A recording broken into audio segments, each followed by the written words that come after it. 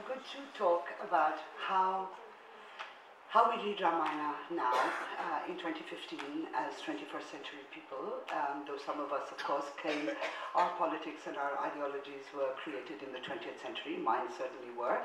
But I think it's also very important to think about how we read Ramayana in the times in which we now live, specifically in this country, in the city certainly. The city where I live has different tensions, but it is very, very important for us to reclaim a text that has been taken away from us. So how do we think about the Ramayana in our times? What can we find as 21st century individuals in a story that is just about 3,000 years old? Is there anything in it that can speak to us? Anything in it that can draw us in to this ancient story rather than shut us out of it? What contemporary meaning can we find in a story about flying monkeys who speak Sanskrit and 10-headed demons that abduct women, in a story of boons and curses, in a story of obedient sons and submissive wives? Reasonable scholars believe that elements of the Rama story were in circulation as early as 500 BCE. But the earliest recorded version of the story that we have is Valmiki's Sanskrit version from about 300 BCE. The story is Rama's most exquisite poetry when he recreates the moment when Sita saw Rama, her bridegroom, for the first time as he entered the city of Mithila. Kritibasa insists that the most important deity in his Bengali story of Rama is Monasha, the local snake goddess. But we don't only make insertions into the Rama story so that it becomes ours. Equally often, we talk back to the Ramayana in critical voices, asking questions, staking claims, challenging the story itself. I've been told a long time ago, somebody told me that in eastern UP, there's a saying, don't marry your daughters to the men from Ayodhya, look how they treat their wives. 19th and 20th century women's songs in Telugu sympathize with Sita for the weak husband that she has been given. Jaina Ramayanas, the Pavamcharyu, which in Sanskrit is the Padmacharitam, in particular, Jaina Ramayanas mock Hindus precisely for believing that monkeys can fly and that there can be a creature. Shall I just stand back? No. Okay. So Jain Ramayanas mock Hindus precisely for believing that monkeys can fly and that there can be a creature with 10 heads and 20 arms. The Padmacharitam offers rational explanations for these moments. As a monkey, Hanuman leaps so far and so high that he seems to be flying. Ravana wore a magnificent necklace of 9 polished gems in which his own handsome head was reflected 9 times, and so we think of him as being 10-headed. Buddhist Ramayanas see Rama and his brothers as bodhisattvas. Periyar, the founder of the Dravida self-respect movement in southern India and Tamil Nadu, read the Ramayana. Periyar read the Ramayana as the Aryan push into southern India, thereby seeing Ravana as the heroic and righteous but ultimately defeated king of the Dravida people. And there's that very famous instance, of course, which Ramanujan quotes in his seminal essay, 300 Ramayanas. He cites, I'm sure everybody knows this, but I just love to tell it again. He cites the Adhyatmya Ramayana when there's this moment, you know, when Rama is going into the forest and he tells his brother and his mother that he's going, and then finally, of course, he tells his wife, and she says, but I'm going to come with you. And he's like, no, you can't come with me. And she says, but I want to, and this argument goes on, and he gives reasons why she should stay home, and she gives him reasons why she should come with him. And finally, in Adhyatmya Ramayana, Sita says to Rama, Rama, have you heard of any Ramayana in which Sita does not go with Rama to the forest? Yeah? So the text knows itself, the tradition knows itself, it talks to itself, it talks back to itself, and this is, so I want to I want to be very clear about this one thing, that, you know, our engagement with the Ramayana has been over centuries. We're not critical of it now because we're so cool in the 21st century, we suddenly have, you know, a whole new way of thinking about ourselves in the world. No, there's a long tradition of questioning the Ramayana, and questioning it not necessarily to discard it, most often questioning it to claim it for oneself again. So all this goes to show that somehow, whether in negative or in positive terms, this is a story that matters to us. This is a story that touches the deepest core of our being as Indians. We tell it over and over again because we need to get it right. We need it to make sense to us, wherever it is that we stand in time and space. And I have to apologize to Anjum, because he's Mr. Mahabharata, you know. We don't fight against the Mahabharata quite as much. We seem to like the questions and the answers that the Mahabharata provides. For there are not as many alternative readings or versions of the Mahabharata. You know, there are more stories, there are more local stories, there are more complex stories, but they're not fundamentally questioning stories. The central set of events in the Mahabharata and what they mean remains essentially the same. My larger point here is that we've been trying to find ourselves in the Ramayana for centuries, that this quest for contemporaneity is not because we now find the story conservative, outdated, and problematic. And as our forefathers and our foremothers have found that the Ramayana does speak to them, so too we can find people and events and ideas in this story that make sense to us, that speak a metaphorical language that we understand. Often, however, what we seek and find in the Ramayana will be at variance with the dominant cultural narrative, particularly the narrative that is handed down to us by entrenched structures like hegemonic elites and the patriarchy, structures which have the most to lose should we find and act upon the meanings and significances that the Ramayana can show to us. And it is in this light, the light of an alternative narrative that the text itself contains. And I want to stress this, it's an alternative narrative, but it is contained within the same text, that I want to talk about Sita today. I should make it clear that the text that I'm referring to and working with is the Valmiki Ramayana. And there's a very particular kind of Sita that we can find in Valmiki, which we may or may not find in other language versions of Ramayana. Not only is Valmiki the oldest Rama story we have, it is one of the most open of all the tellings of Rama stories. It offers us more questions than it does answers. It allows us to think for ourselves about people and events. Of course, it is also true that this is the Ramayana that nobody actually reads.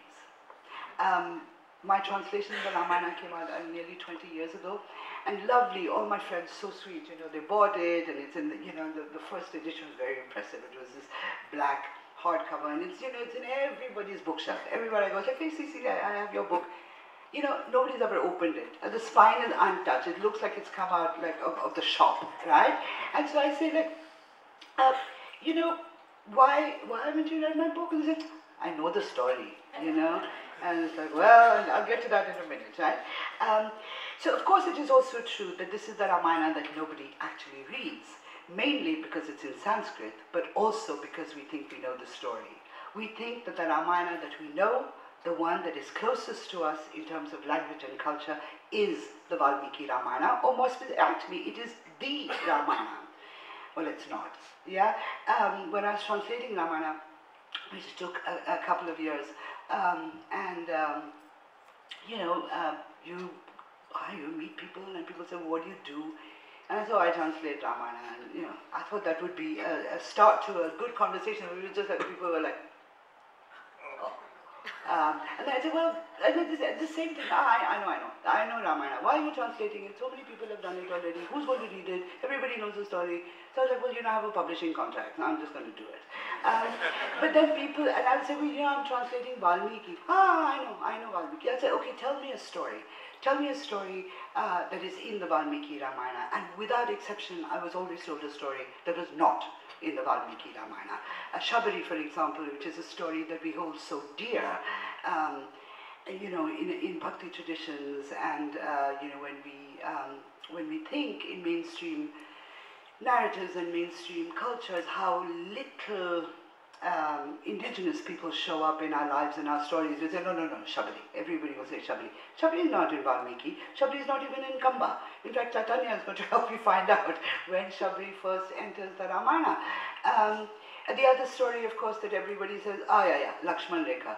Guess what? That's not in Valmiki either. It's very, very, very late. So Valmiki remains, ironically, though it is the font of all Rama stories that we have in India, it remains, to us moderns, it remains the text that we know least. Just as Rama is given to us as the Maryada Purushottama, the ideal man, so we are told to think of Sita as an ideal for us as Indian women. We should emulate her unquestioning devotion to her husband as she followed him into the forest, her forbearance and courage when she was in captivity, her determination to prove herself innocent when she is accused of infidelity, and her submission to her second banishment into the forest when she is pregnant. There is much here to admire in Sita and the way she handles the trials and tribulations of her life.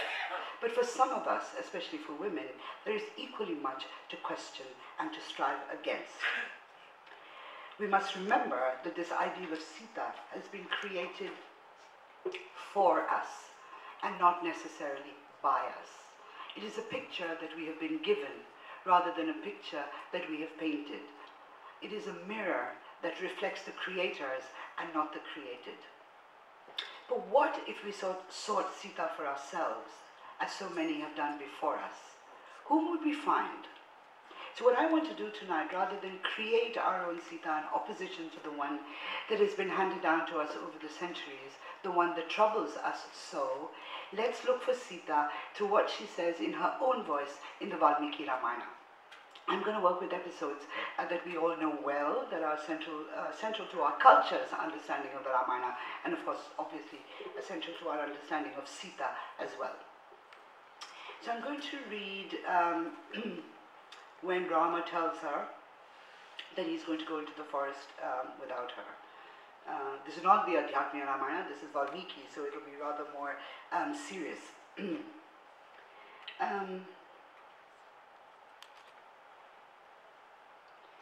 Dearest wife, says Rama, I'm going to the forest, but you, my queen, you must stay here and live in such a way that no one can criticize you.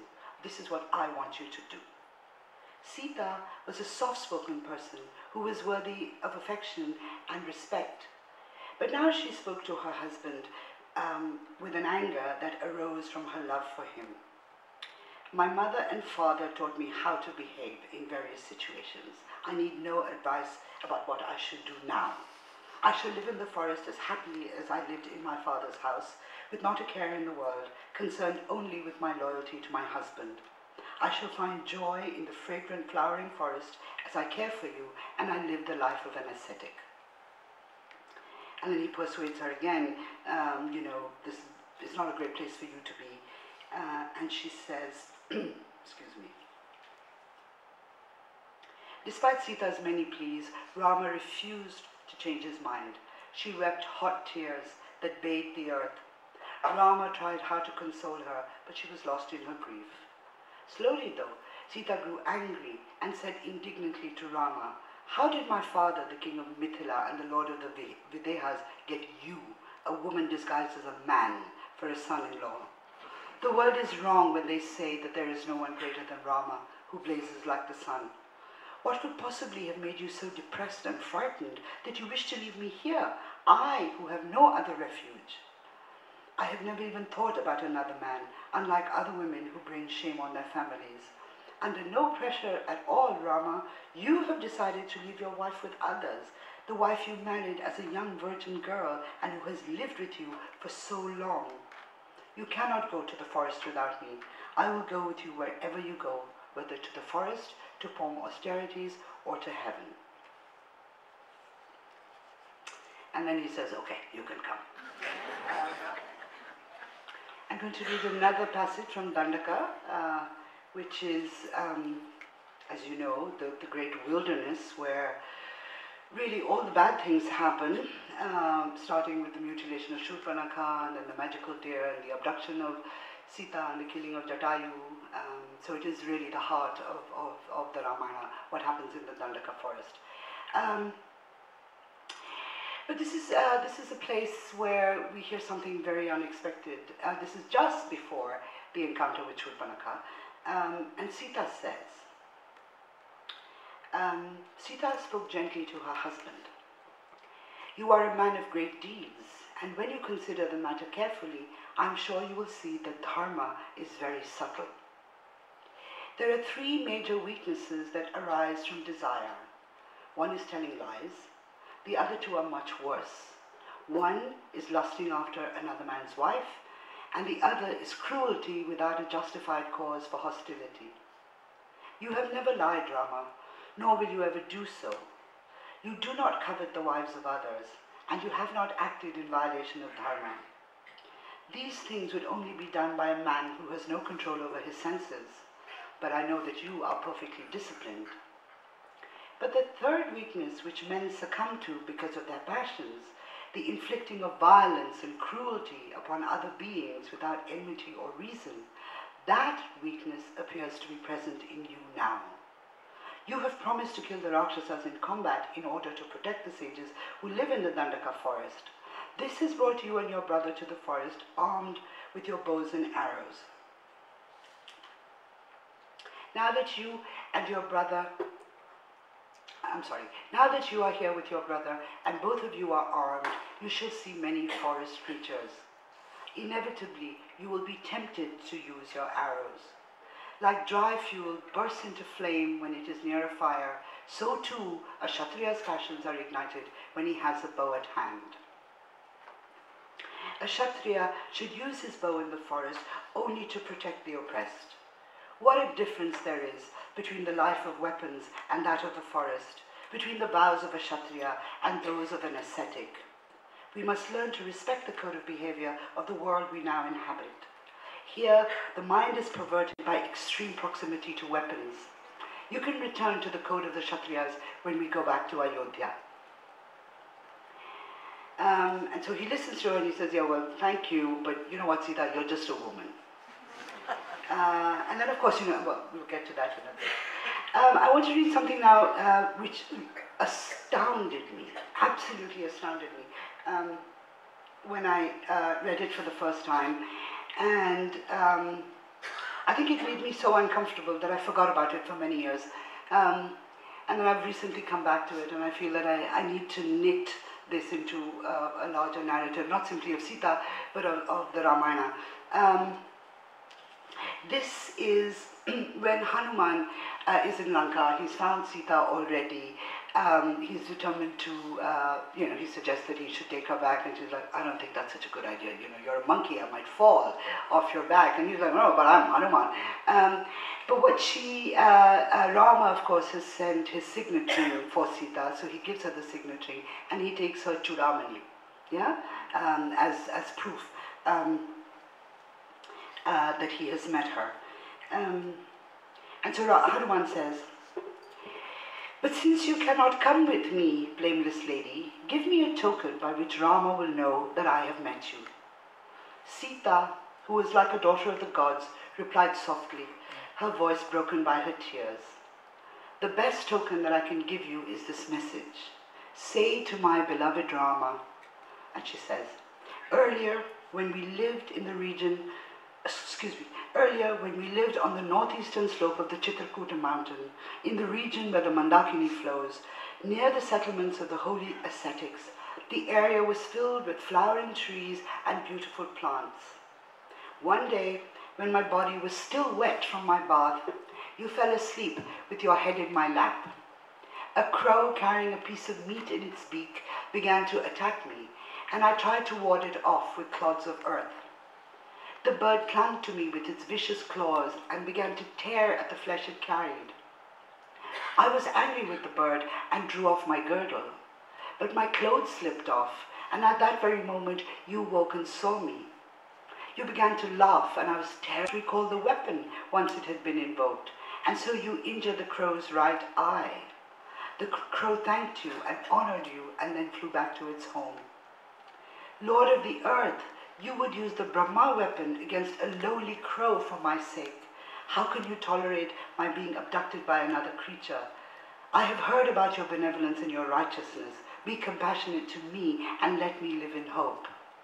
You are brave and loyal and strong, as deep as the ocean, and equanimous in all situations.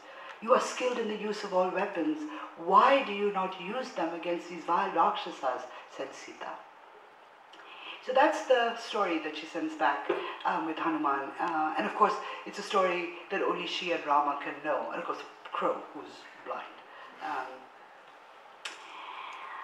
And one of the reasons this has always astounded me is because we don't think about the Ramayana as a text of sensuality. We don't think that Rama and Sita have actually had a tender relationship. We think of them as exemplars. We think of them as public people. And we forget that they actually had a lot of time in the forest where they didn't have to perform their royal duties. So they had a chance, really, to get to know each other and to experience the tenderness, which is obviously quite unique. And I'll get to that a little bit more later. And I'm going to jump to the Agni Pariksha, which happens in Lanka. The battle has been won. Ravana has been defeated. Rama hasn't seen Sita for God knows how long, at least a year, possibly more. She has spent all her time doing nothing but think of him. He's been busy. He's been, getting together allies. He's fought this terrible war. And Sita is expecting that Rama will want to meet her and to meet her in private, but that's not the case. He asks Hanuman to go to Sita and say, come out, come onto the battlefield and see Rama there.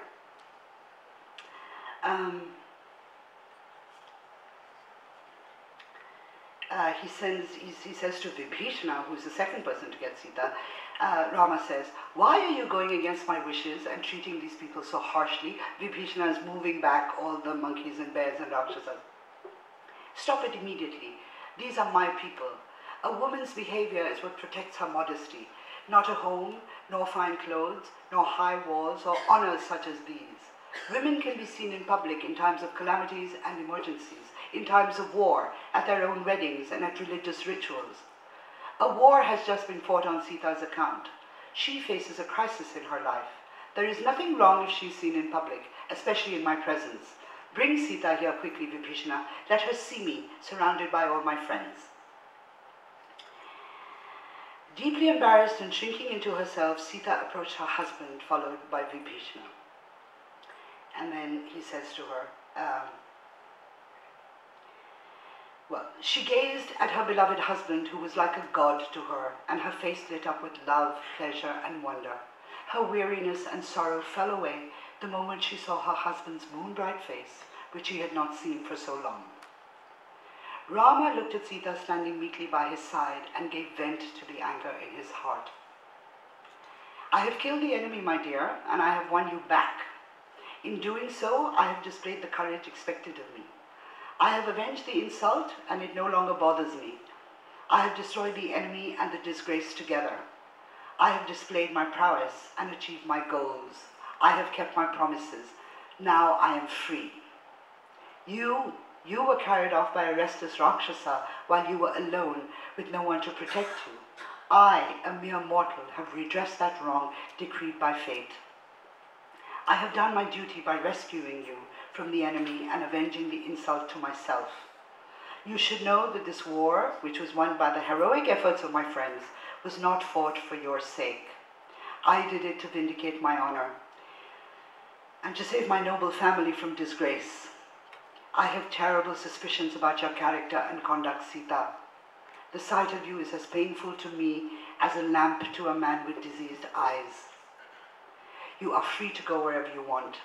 The world is open to you. I have no more use for you, Sita. Well, it's not over. How can a man born into a noble family lovingly take back a woman who has lived in the house of a strange man? I am proud of my noble lineage. How can I take you back when Ravana has touched you and when you have lived under his lustful gaze? I'm saying this to you after a great deal of deliberation. Go to Lakshmana or Bharata or to anyone else who pleases you. Go to Sugriva, the king of the monkeys, or to Vibhishana, the king of the Rakshasas. Go wherever you want.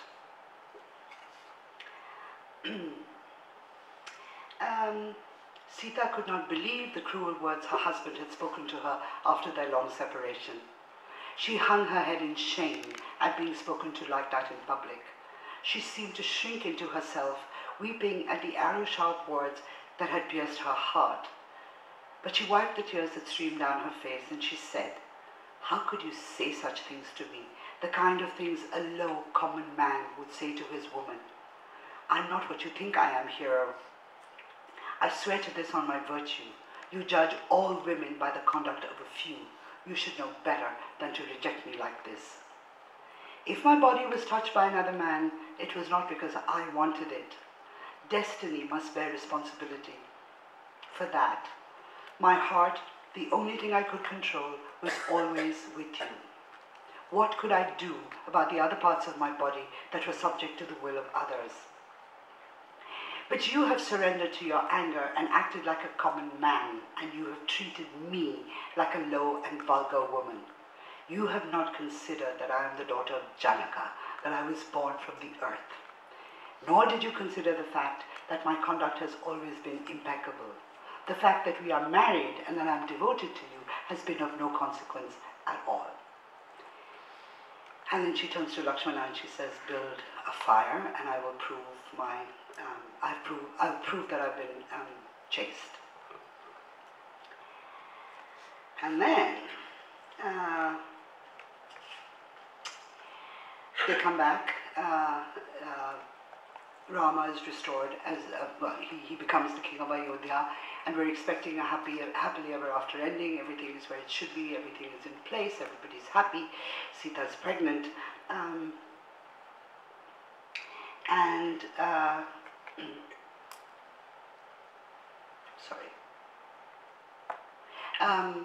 then there is this unfortunate incident where Rama hears that people are gossiping about the virtue of his wife, and so he sends her into the forest again, and he sends her into the forest under false pretenses. He says to Lakshmana, she's been dying to go back and visit her friends who are the wives of the sages, so tell her that you're taking her on a picnic and leave her there. And so Lakshmana does that.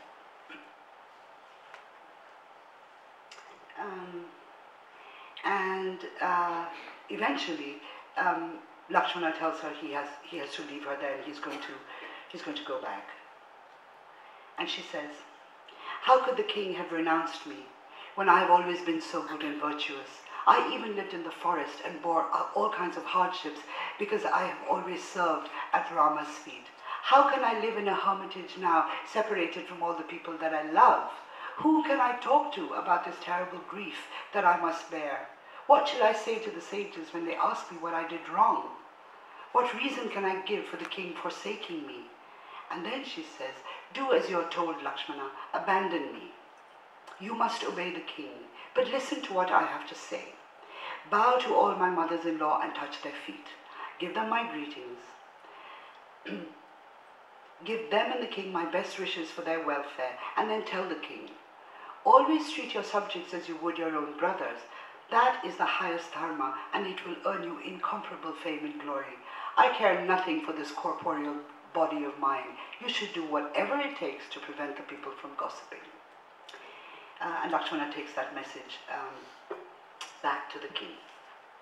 And then the very last time we see Sita is when she's called to the great sacrifice, and she's asked to prove her chastity yet again, because after all the Agni Pariksha was in Lanka and it was only seen by monkeys and bears and Rakshasas, and the people of Ayodhya need to be reassured that their queen is chaste and pure. So Rama asks for her to come back, and she comes back with Valmiki, and he says, "Sita has already declared her innocence before the gods, and I abandoned her even though I knew she was innocent because I feared a scandal. You must forgive me for that. I also know that the twin boys are my sons. When Sita proves her innocence before the world, I shall be able to love her again.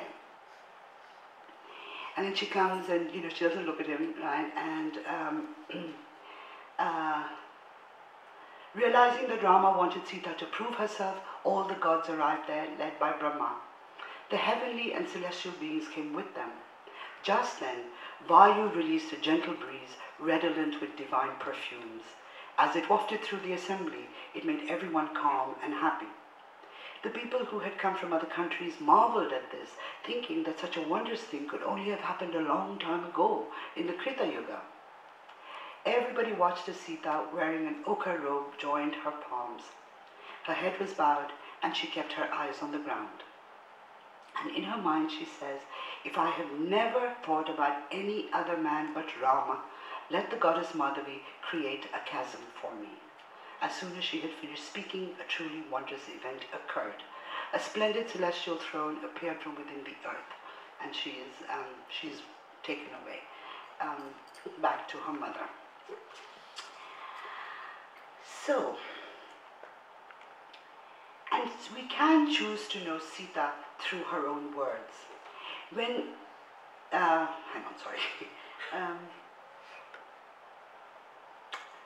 when we're told to think of Sita as an ideal, this is the woman that I think of, this woman that has appeared in these 6 or 7 places where she speaks for herself. For all that she expresses the rhetoric of the good and obedient wife, whose destiny is entwined with that of her husband, she also shames Rama into taking her with him at the very beginning, right? When she says, I will go with you to the forest. She reminds him in no uncertain terms that her parents have taught her well about how she should behave. She calls him a coward who is unable to protect her. She calls him a woman disguised as a man. These are harsh words and strong ideas. This is a woman who makes her own decisions and far prefers the vicissitudes of a forest exile to a life in the palace under the care of her brother-in-law, whom Rama has told her not to displease. But it is the speech about violence and the carrying of weapons in the forest that is truly remarkable. Perhaps this is the only time that Sita speaks as a person in her own right, not as a wife, not as a daughter-in-law or a sister-in-law, not even as a queen in waiting. She is against gratuitous violence. She is also against preemptive violence. She is worried that Rama will be persuaded to use his weapons not only by the threat and suspicion of danger, but by the values that he has been taught to uphold. She worries about harming the innocent. She warns Rama against taking on the hostility of others. Sita speaks here as a woman more sensitive to context than the man she is with when she tells him that he can be a Kshatriya again when he returns to Ayodhya, that his actions in the forest may not be appropriate to the place in which they find themselves.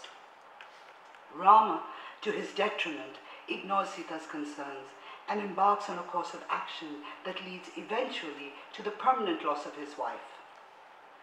This is also the only speech in the entire text against violence, and it is a speech buried in perhaps the most violent book in the epic, the Aranyakanda. The sojourn in the Dandaka forest is littered with violent incidents: the mutilation of Shurpanakha, the decimation of Khara and Dushana, the killing of the golden deer, Sita's abduction, and the bloody death of Jatayu. Surely it is no accident that Sita says this and points to men's weaknesses just before all the violence in the story, a consequence of the very weaknesses she mentions, is unleashed. In the incident where she gives the story to Hanuman, it is an entirely different aspect of Sita that is revealed in the story that she gives Hanuman to take back to Rama. It is interesting that apart from giving him a physical token, her Chudamani, by which she will be recognized, she gives her messenger something even more intimate, a story that only she and Rama can know. It is a beautiful story, one that reminds us that Sita and Rama did have a relationship of tenderness and romance and sensuality, at least in the forest. It is also poignant that her thoughts of her husband when she is in captivity are thoughts of his physicality, much like Rama's lament when he comes back from chasing the magic deer to find his beloved missing. How sweet and how reassuring it is to know that these exemplars of our culture also desired each other physically, that their memories of each other are bodily as well as cerebral. But of all the astounding moments in the Ramayana, perhaps the most astounding of all is when Rama chooses to meet his beloved wife, a woman that he has pined and grieved for during their separation, in public. There is no tenderness here, no intimate reunion in a quiet place away from the carnage of battle.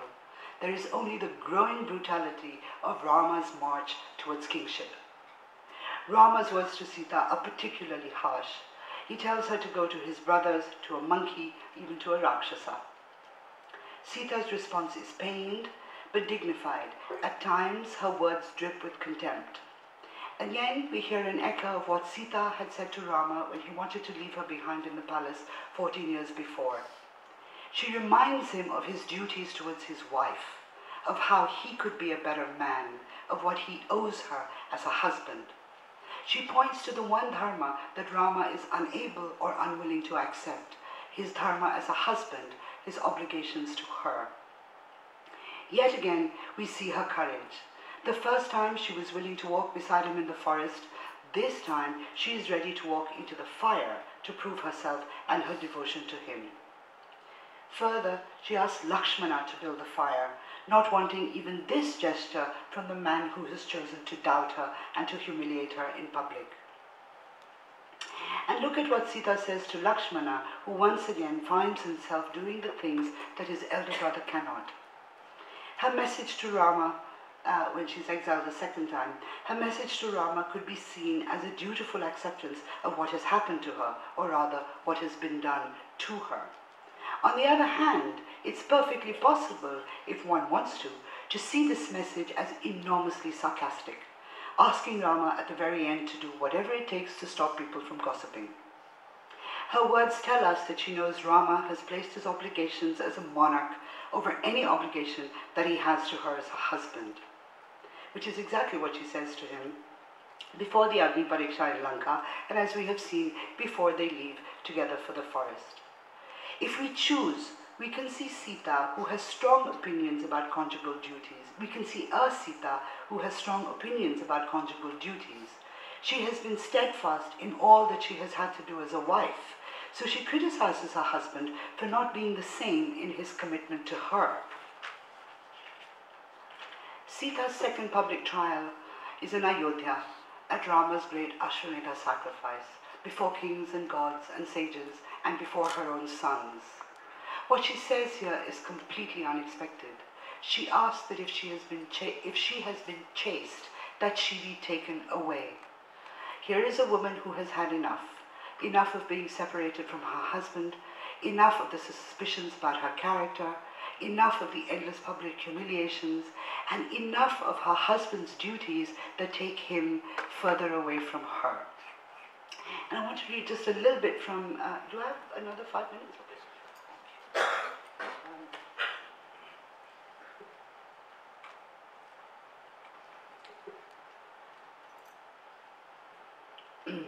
Sorry, I should have marked this before, but...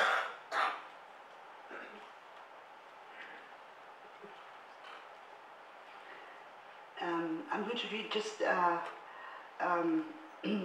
little bit from this book called Lost Loves, where I read the Ramayana primarily as a love story. And I talk about this last incident where she chooses to go away. Sita finds it in herself to leave Rama because she has ceased to love him. More accurately, she cannot love the man that Rama has chosen to become.